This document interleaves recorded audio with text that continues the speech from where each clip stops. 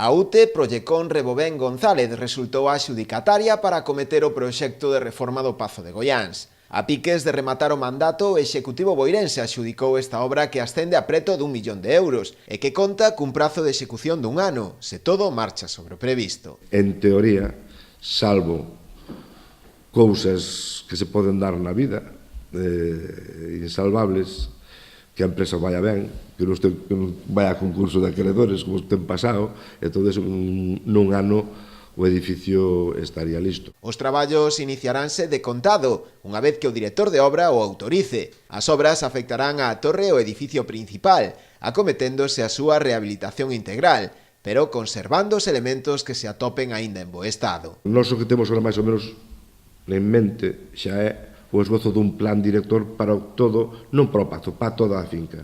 O sea, non só contemplar toda a finca como algo visitable, e non deixar a improvisación de quen chegue, non? Entonces, dos recorridos naturales, donde o lagar xa temos un proxecto que non me dou tempo nos tempos en que estamos, que se vai casi a 300.000 euros, o lagar e o entorno do lagar con distintas infraestructuras para recuperar tamén.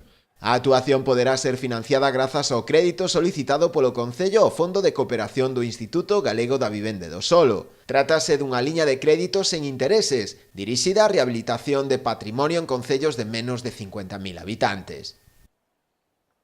Creo que é unha polémica infundada, mal explicada, porque que nos obliga a vaciar o edificio para que non caia realmente as vigas de madeira, non caia o tellado e tira as paredes, e cortar esas vigas para que non apalanquen foi patrimonio. Entón, eu aí se di que o Concello é o culpable, non, nós seguimos as directrices de patrimonio escrupulosamente, que non pode ser de outra maneira, non?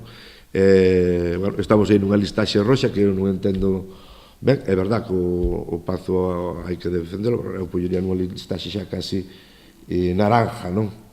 Vamos pasar ao verde porque xa está todo andando.